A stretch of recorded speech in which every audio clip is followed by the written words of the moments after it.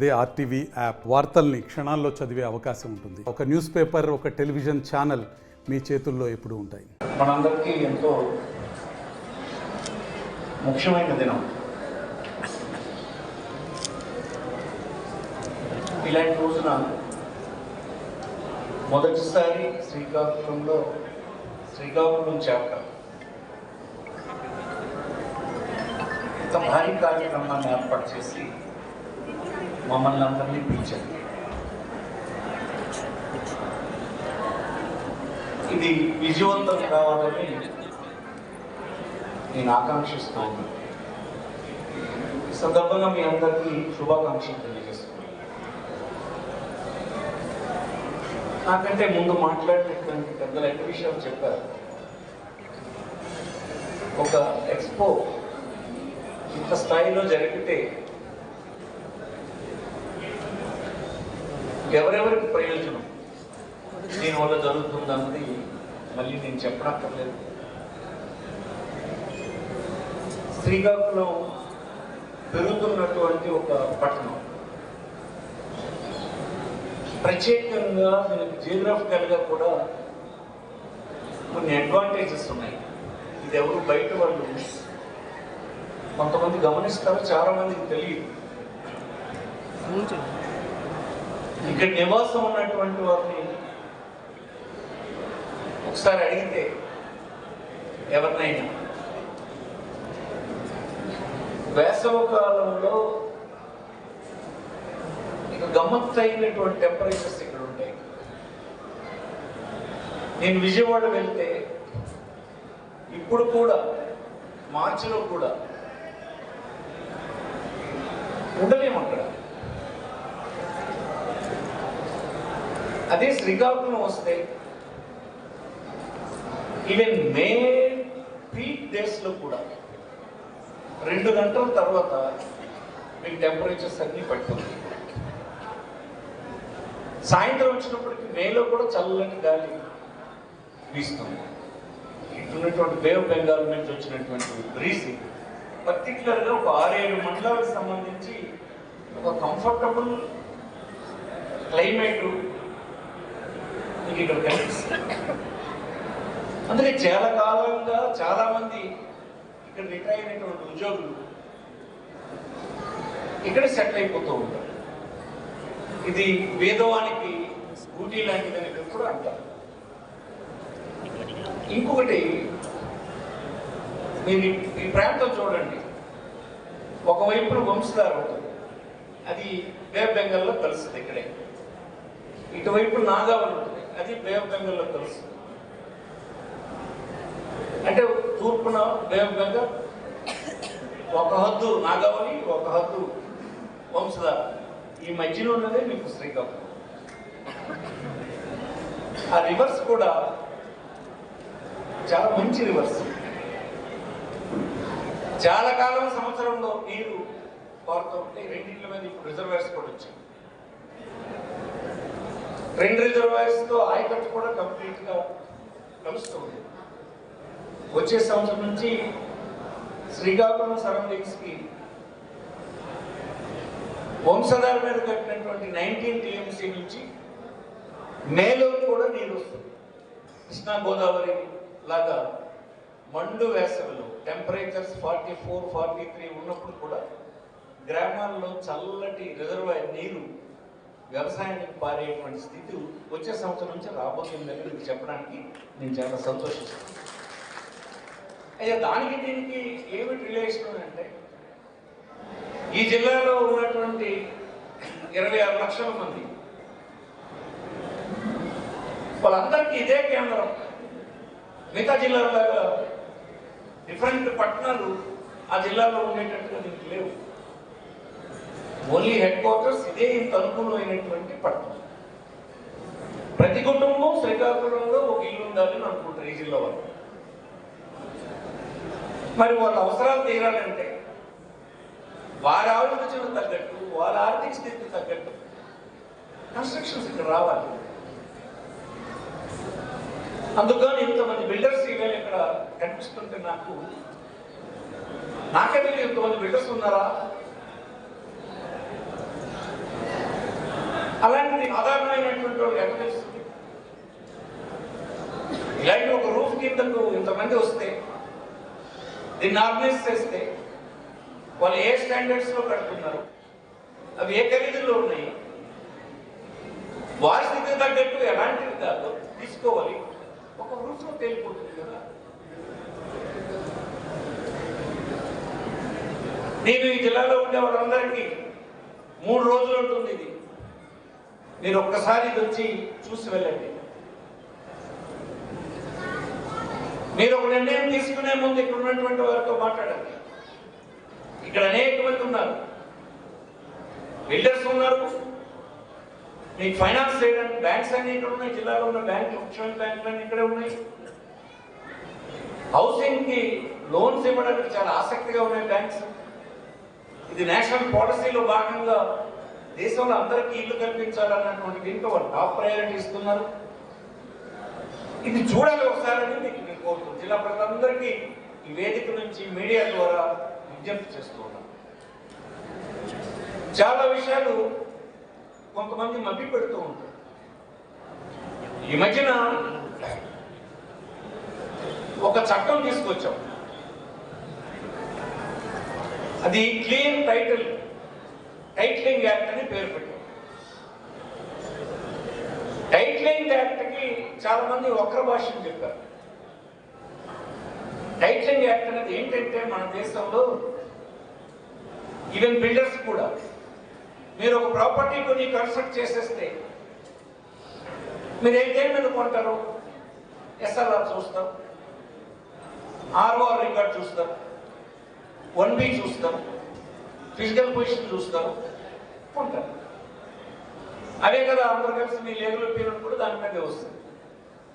కొన్న తర్వాత ఎవరో ఒక సభ్యుడు నేను గ్రాండ్ ఫాదర్, నా గ్రాండ్ ఫాదర్కి అమ్మేశాను కానీ నాకు వాటా ఉందని వస్తాడు. వస్తే మన కోర్టులు ఎంటర్టైన్ చేయవా? చేస్తాయి.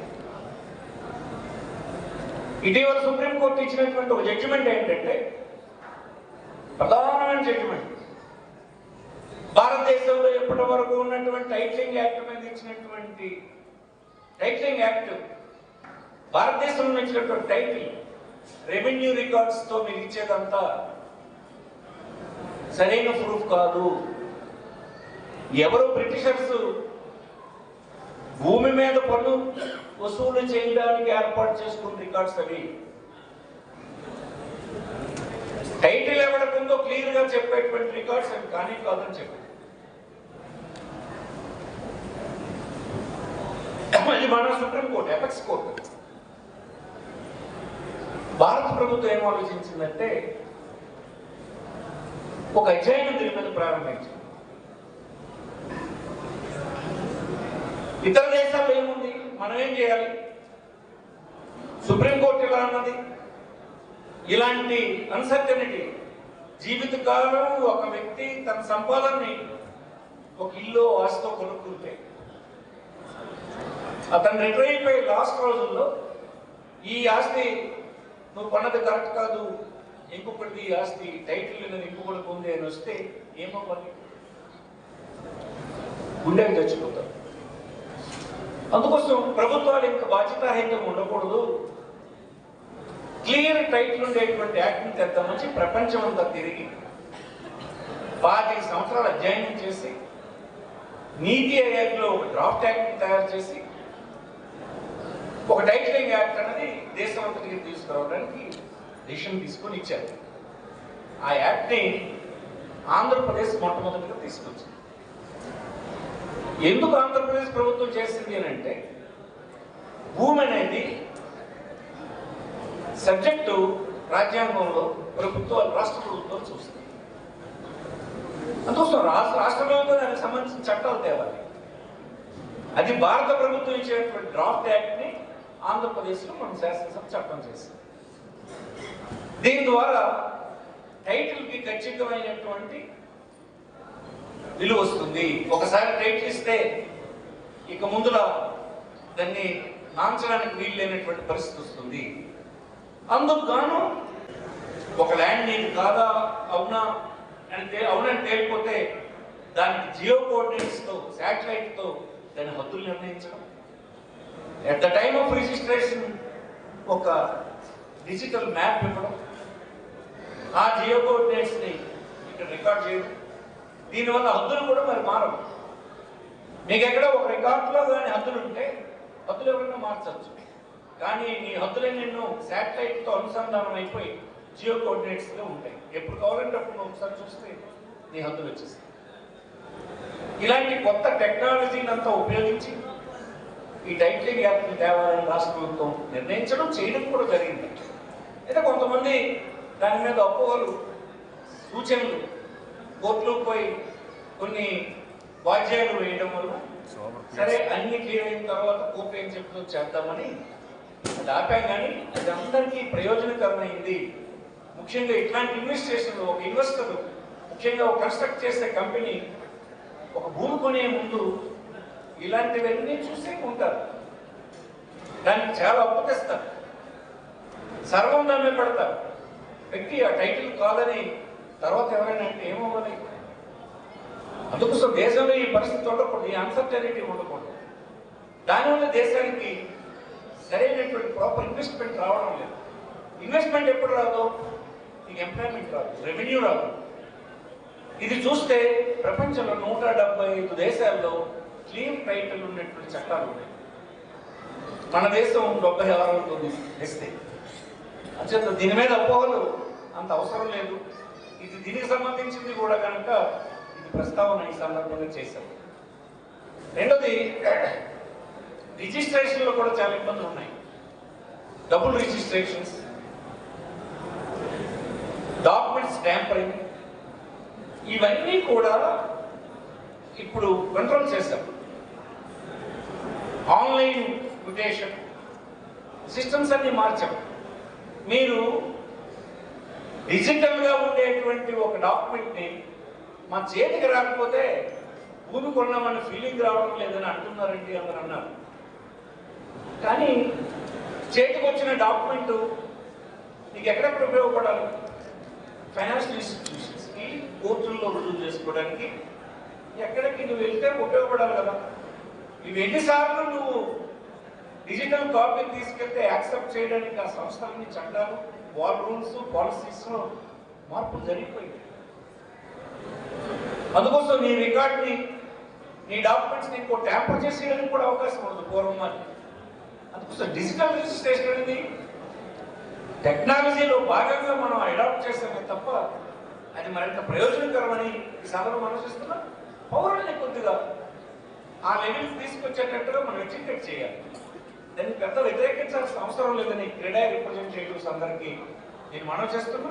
నష్టం ఏదైనా ఉంటుంటే తప్పకుండా మార్పులు చేద్దాం. అల్టిమేట్గా ప్రభుత్వం అనేది ప్రజలందరి అవసరాల కోసం, ప్రజల అనుమానాలను తొలగించడానికి కోసం, వాళ్ళని ప్రొటెక్ట్ చేయడానికి కదా ఉంటుంది. అందుకోసం అది ఎప్పటికీ మీకు దాంట్లో ఏమైనా అనుమానాలు ఉంటే అది ఇంకా మనం పరిశీలించేద్దామని ఈ సందర్భంగా మనం చేస్తాం. తర్వాత ఈ పట్టణంలో హౌసింగ్ కావాల్సిన ఇన్ఫ్రాస్ట్రక్చర్ని మేము తెస్తున్నాం బాగానే. డ్రింకింగ్ వాటర్ మీరు చూడండి, బెంగళూరు ఇప్పుడు ఏమైంది? బెంగళూరు ఇప్పుడు ప్రాపర్టీస్ మీద పెట్టుబడి పెట్టిన కంపెనీలన్నీ ఏమవ్వాలి? ఒక్కసారి దేశం అంతా, ప్రపంచం అంతా వెళ్ళిపోయింది ఒక సిగ్నల్. గ్రౌండ్ వాటర్ అయిపోయింది బెంగళూరు. మీరు చూస్తుంటారు 4 రోజులుగా గ్రౌండ్ వాటర్ అంతా డ్రై అయిపోయింది. నిజం ప్రభుత్వం కూడా అక్కడ ఎప్పటికీ నీటికి ఇబ్బంది రాదు. సో మడ్వల్స్లో సుమారుగా ఒక 1.5 TMC ఉంటుంది. అక్కడ ఉన్నటువంటి దీని మీద పార్క్ ఎక్కువ దగ్గర మిజోరాంలో 2.5 TMC ఎప్పుడు ఉంటుంది. ఎర్రమండలంలో ఉన్నటువంటి దాని మీద 19 TMC ఉంటుంది. సంవత్సరం పొడుగు మంచి నీరు ఎప్పుడు కావాలంటే అప్పుడు తెచ్చుకునేటువంటి స్థితిలో ఉన్నాం. రోజు ఈ పట్టణంలో ఉండేటువంటి నివాసం ఉంటున్నటువంటి వారికి మంచినీరు సమస్య మీద రాదు. దానికి కావాల్సినటువంటి ఇన్ఫ్రాస్ట్రక్చర్ అంతా చాలా వరకు చేస్తాం, ఇంకా చేస్తాం. ఇది ఇతర పట్టణాల్లో, రాష్ట్రంలోని మిగతా పట్టణాలు మీరు చూడండి. శ్రీకాకుళం కార్పొరేషన్ ఇచ్చినంత నీరు ఈ రాష్ట్రంలో ఇంకొక కార్పొరేషన్ ఇవ్వలేదని ఈ సందర్భంగా నేను మనం చేస్తున్నాం. ఇదే హైయెస్ట్ నీరు ఇచ్చింది. 24 గంటలు ఇవ్వాలన్నా మన దగ్గర నెట్వర్క్ అలా ఉంది, నీరుంది, ఇన్ఫ్రాస్ట్రక్చర్ ఉంది. సో ప్రస్తుతం నివాసం ఉంటున్నాం శ్రీకాకుళం ఎప్పటికీ సమస్య రాంది. ఈవేళ మీకు వాతావరణం, నీరు, అన్ని మంచి కూరగాయలు, చేపలు, ఫ్రెష్ చేపలు ఇవన్నీ వస్తాయి. ఇక్కడ దొరుకుతాయి. మనం ఫ్రిడ్జ్లో ఫ్రోజన్ ఫుడ్ కాదు, మనకు అక్కర్లేదు. ఏ రోజుకి ఆ రోజు మార్కెట్ వస్తాయి. చేపలు అంతే వస్తాయి, మాంసం, గుడ్లు, పాలు, దాలు, డైరీ పాలు కూడా మనం తాగక్కర్లేదు. ఇక్కడ ఈ ఊర్లో చక్కగా డైరెక్ట్గా పిండిని తీసుకొచ్చి ఇచ్చేస్తారు. మిగతా పట్టాలు ఎక్కడుందండి? ఇంత లగ్జరీ లైఫ్ మిగతా పట్టాలు ఎక్కడొస్తుంది? అందుకోసం అవకాశం ఉంటే ఉద్యోగాలు ఉన్నోళ్ళైనా ఇక్కడ ఇల్లు కట్టండి, లేకపోతే రిటైర్ అయిన వాళ్ళైనా మా శ్రీకాకుళంలో ఉండాలని క్రీడాయి నుంచి అందరికీ నేను విజ్ఞప్తి చేస్తున్నాను. ఈ వేదిక నుంచి ఇదే బెస్ట్ ప్లేస్. మీకు 40 minutesలో మీకు ఎయిర్పోర్ట్ వస్తుంది. రేపు భోగాపురం 25 నెలల తర్వాత పూర్తవుతుంది ఇంటర్నేషనల్ ఎయిర్పోర్ట్. ఫస్ట్ 40 minutes హైదరాబాద్లో ఫ్లైట్ టేక్-ఆఫ్ అయితే మనం వెళ్ళాల్సిన ఫ్లైట్ అక్కడ టేక్-ఆఫ్ అయితే తెలిసిందని మన ఇంటి దగ్గర బయలుదేరితే ఎయిర్పోర్ట్కి వెళ్ళిపోతాం. ఫ్లైట్ ల్యాండ్ అయినట్టు మనం ఎయిర్పోర్ట్కి. రైల్వే స్టేషన్ బ్రహ్మాండమైంది, అందుబాటులో ఉంది. ఈ పట్టణానికి లేదంటే ఏం లేదు. ఎవరైనా ఇక్కడ నివాసం ఉండడానికి అనుకూలంగా ఉందని సందర్భం మనం చేస్తూ, భూమి పెద్దగా అవైలబిలిటీ లేదు. 2 నదులు, సముద్రం 3 వైపులు ఉండడం వల్ల, ఇంకా వ్యవసాయ భూమి అవ్వడం వల్ల. మరిన్ని వీడియోస్ కోసం ఛానల్ ని సబ్స్క్రైబ్ చేయండి. లేటెస్ట్ అప్డేట్స్ కోసం వాట్సాప్ ఛానల్ ని ఫాలో చేయండి. అండ్ లింక్ డిస్క్రిప్షన్ లో ఉంది.